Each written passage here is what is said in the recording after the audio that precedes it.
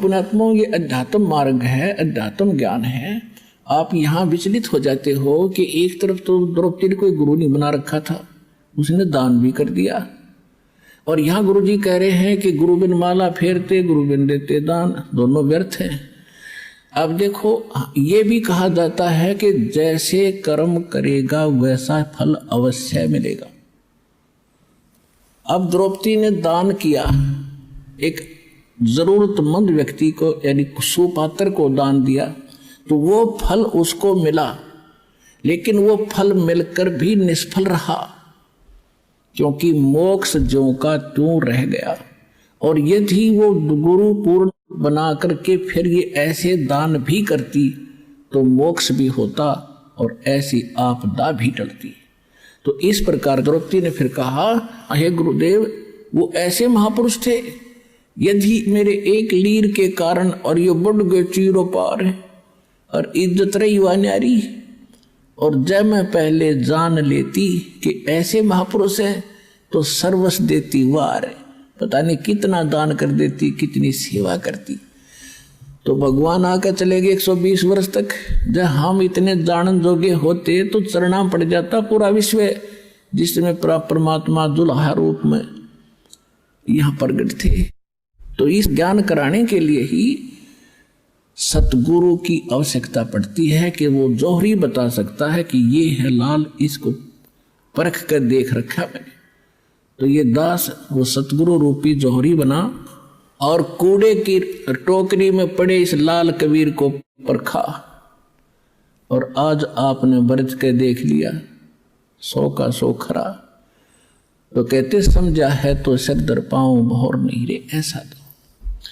तो कहते दान इतना अनिवार्य है भक्ति में, जैसे मंत्र आपको दे दिए, ये तो बीज बो दिया, और बीज बोने के बाद खेत में जब सिंचाई नहीं करी, खाद नहीं डाला, तो किसान के खटेगा नहीं।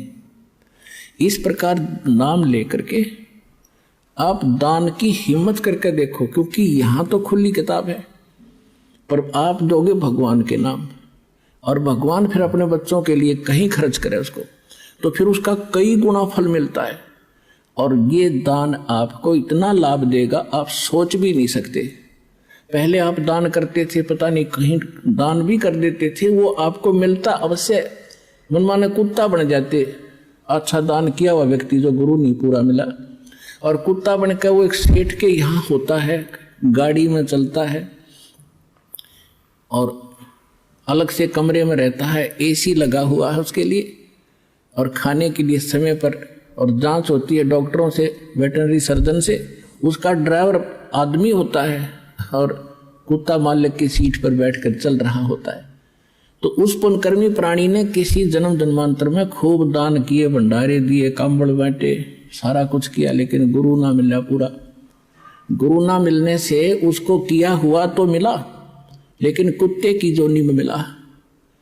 यदि वो शास्त्र अनुकूल साधना और गुरु के अनुसार पूरे संत के माध्यम से ये सभी कुछ करता तो मनुष्य जीवन मिलता, अन्वयकार कोटि सुविधा मिलती, और मनुष्य जीवन में फिर कभी ना कभी भगवान और सतगुरु मिल ही जाते। अब कुत्ते की योनि में उसने सारी सुविधा ले ली, फिर बन गया सुअर या गधा, बताओ उसने फिर क्या सुविधा मिलेगी। तो इसलिए बताया है कि गुरु बिन माला फेरते गुरु बिन देते दान, गुरु बिन दोनों निष्फल हैं, ये पूछो वेद पुराण। फिर ये भी सत्य कर दिया कि जो किया हुआ ऐसा तो मिलेगा ही मिलेगा, लेकिन उस मिलने का कोई औचित्य नहीं। वो मिलो चाहे ना मिलो, जब तक मोक्ष नहीं हुआ और आपका यहाँ से पीछा नहीं छूटा तो वो दान भी व्यर्थ है। तो आज आपको वो सतगुरु और वो स्थान मिल गया। अब कहते समझा है तो सिर दर पाओ मोहर नहीं रे ऐसा था।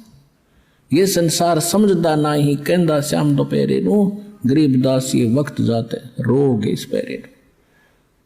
जो यहाँ नहीं आएगा सतलोक आसन बरवाला जिला हिसार से उपदेश नहीं लेगा दास से, तो ऐसे पछताएंगे बाद में जैसे कुत्ता, वो प्राणी मनुष्य जीवन को छोड़कर कुत्ते की योनि में जाकर रात ने ऊपर ने मुंह कर रोया करे, का बज उसका याद आया करे वो बातें, वो एक बहुत बुरी बड़ी बाई। तो उस समय कुछ नहीं बनेगा। आप समय पर संभालो।